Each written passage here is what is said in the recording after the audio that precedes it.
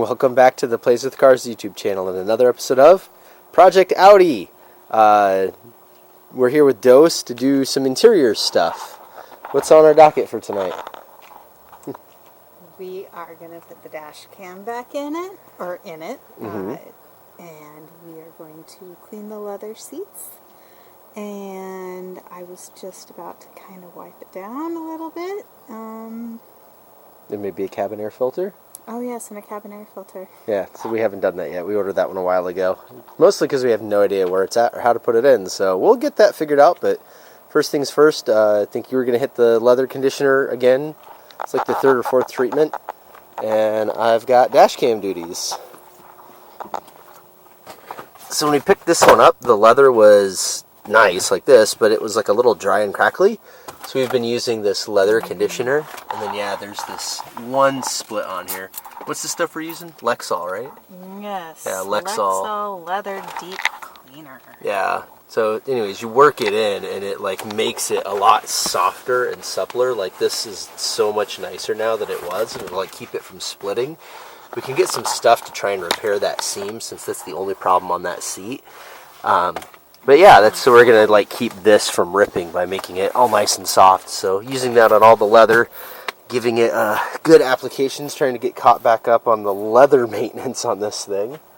And then this is the dash cam. It's a ROAV dash cam. We got a pair of these a long time ago. We've been running them. We had it in the Mazda 3, and I've got one in the 5.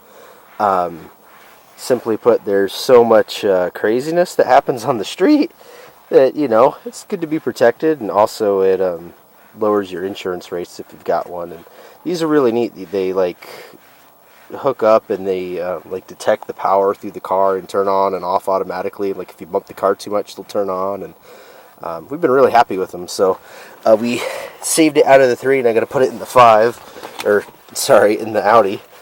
And it's got this regular old USB power cord, and then they gave it this neat little tool here to like shove it into all the panels and whatnot.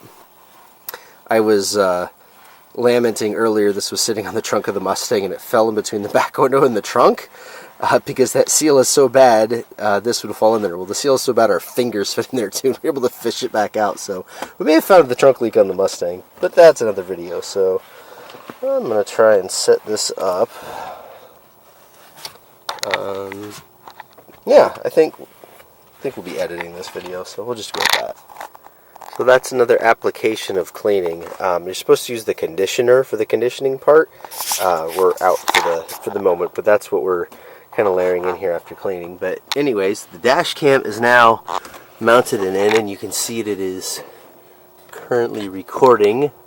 The hood being up, but it is in and doing its thing, and I've got the wire run up to here, and I sucked it in to the trim all the way across, made the corner, came down the A-pillar, went through here, down this side of the dashboard, around this corner, down through there, down around there, went underneath through the carpet, and then over here to the underneath of the console, and then this is as long as the cord was, so this was our only option for 12 volt. Unfortunately, there's only 2 12 volt outlets in this car that I can find, this one and this one, both of which are powered all the time. So we might have to try and figure something out or see in the owner's manual if there's a way to turn this off. Otherwise, we're going to have to pull the USB there every time we park, so we'll try to get that figured out. But until then, we've got a dash cam. I'll show you what it looks like from the outside, and also do the cabin filter.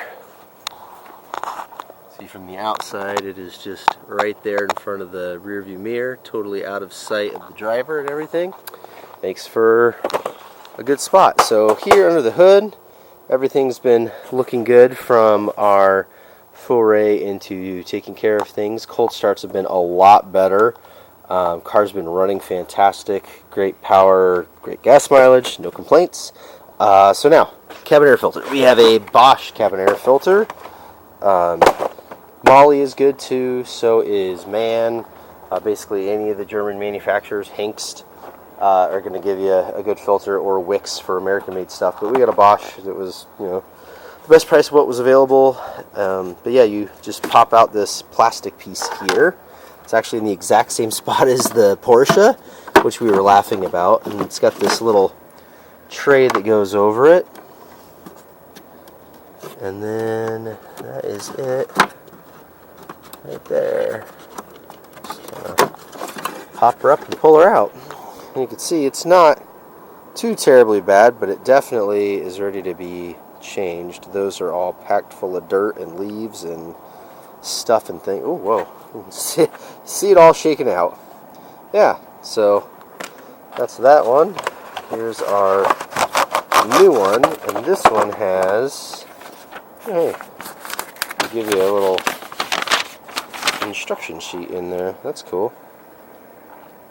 You know, the covers, clips, and whatnot.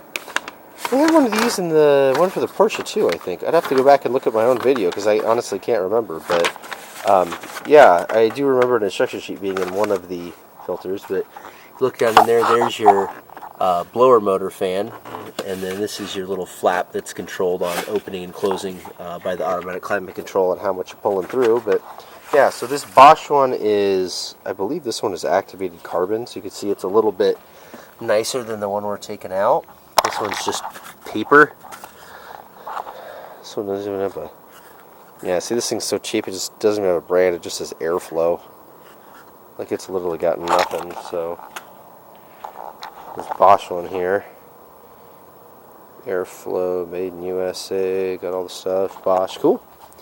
Alright, so we'll do the same thing. We'll slide her down in there like that. Put the cover back in there. Figure out how to get everything all lined up and slid in. Yep. Get the clips down. Sealed. Okay. Take the little plastic thingy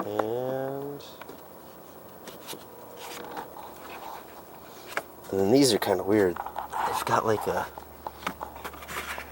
I just got to kind of bend them a little bit to get them up underneath there. There we go. And just like that, we're done. What did this thing say? 18 minutes? Is that book time? It's like 0.3. What do we do that in? Like 30 seconds? I tell you, these people. Anyways, so that's it for the first round of maintenance on Project Audi now. We've done the oil change and flush and oil change again with filter. We've done the air filter. We've done the cabin air filter. Oil filter, obviously. Topped off all the other fluids underneath. Yeah, everything's good in there. Call that one done, and then